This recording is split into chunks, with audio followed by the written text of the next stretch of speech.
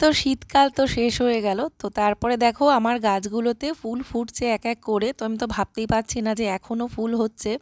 তো ঠাকুরের ইচ্ছা ফুলগুলো হোক।